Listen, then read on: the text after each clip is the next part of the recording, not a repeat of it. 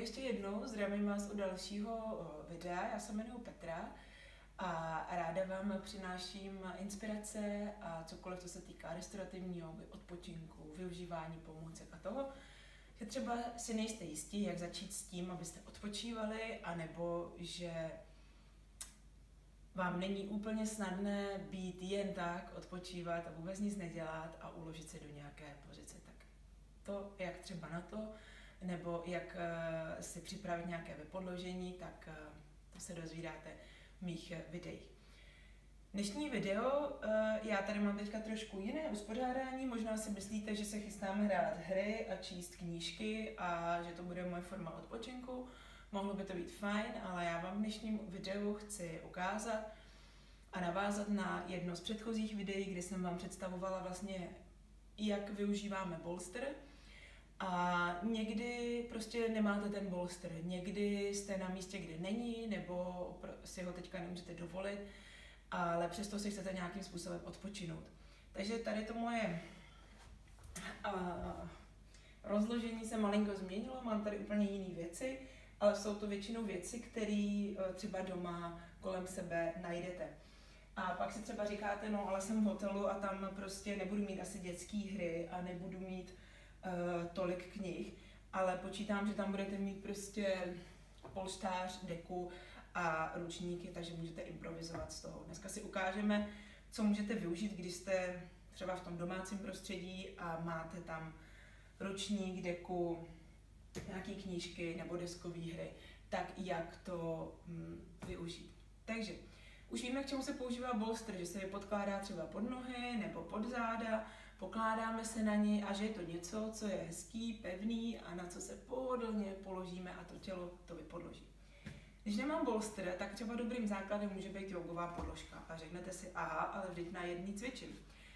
Ale když odpočíváme, nemusíme si dopřávat ten komfort té podložky pod sebou, takže neznamená to, že máte dvě podložky, ale že si vezmete tu, na který běžně cvičíte a ležíte buď to na koberci, když doma nemáte koberec, dáte si pod sebe nějakou deku nebo ložní bránu. Jo? Tak a vezmu si tady prostě tu jogovou podložku, na který teď výjimečně neležím. Já ji mám takhle staženou provázkem.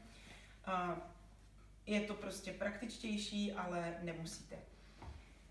Pak si vezmu tady jeden ručník, si rozložím, hezky si do toho takhle tu jogovou podložku zaroluju. Když nemám jinou deku, vezmu si dva ručníky a vezměte si takhle ještě teda jednu deku třeba, aby to bylo pohodlný a zaroluju ještě tady do té deky. A mám takovýhle hezký válec. Takže jak jste mohli vidět v předchozím videu, válec si třeba dáváme pod kolena. Takže si ho vezmu hezky, dám si ho pod kolena. Není třeba tady ta varianta větší, je menší o trošičku, takže si třeba najdete ten úhel, pravdu, tak aby vám to vyhovovalo, aby se hezky vypodložili ta kolena. Určitě je to lepší než vůbec nic. Takže i tohle, i tady ten hubenější bolster vám postačí. Ale je-li možnost obalit ho ještě jednou dekou, tak obalím ještě jednou dekou. Jo? Tak, takže takhle ten připravený bolster můžu použít i samozřejmě jako podložení pod záda. Já tady mám teďka spoustu knih, takový ty, který si teďka pěkně můžu tady dát místo toho bločku, takže si tady připravím takhle i s jednou deskovou hrou, na kterou takhle postavím. Snažte se vždycky, aby to bylo ale jako bezpečný, jo? Takže si to takhle hezky vyposkládám, aby jsem měla pocit, že to bude držet a nebude to nějak ujíždět. Vždycky si to opravdu zkontrolujte, abyste se na to pohodlně mohli položit. Tady tou knihou si tady nejsem úplně jistá, takže ji asi z toho vynechám. Jo, tak. Něco třeba takhle dáte šikmo, no vám to udělá prostě pěknou tu cestu. Zase ještě jsem tady našla jeden ručník, ten si dám třeba tady takhle pod hlavu, aby to tady malinko bylo výš a pořád mi tady zbývají dvě deky, které budu moct mít třeba pod stehna. Zase přisedneme si k tomu a pokládáme se, jo. Tak a tady tyhle ten ručník já využiju hezky, takhle si ho dám tady pod tu hlavu, aby mi úplně nepadal. Potřeba bych to ještě malinko vejš, takže bych pak ještě zapracovala na tom, že si tam dám ještě jednu výš tu knihu. A potom už třeba jenom můžete využít takhle těch dek, který si dáte tady po stranách a můžete si hezky užít tu pozici toho motýlka, té Badakonasány.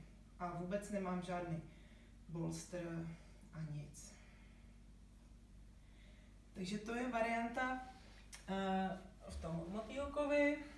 Samozřejmě pozice dítěte. Tam pokud nebudete potřebovat už deky přes sebe, tak jednu hezky si takhle tady vypodložím pod břicho, tady tu jednu dám ještě tady nahoru pod hlavu, takže vlastně celý se mi to hodně hezky zvýší a můžu si tady takhle hezky položit a odpočinout v té pozici dítěte.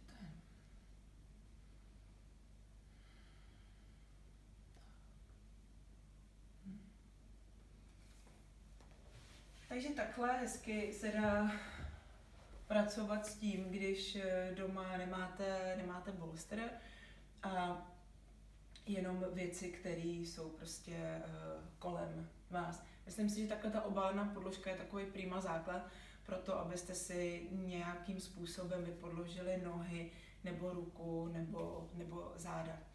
Takže to je, jak si užít bolster bez bolstru. Kdybyste se chtěli cokoliv zeptat, pište dolů do komentářů a nebo na restaurativniyoga@gmail.com.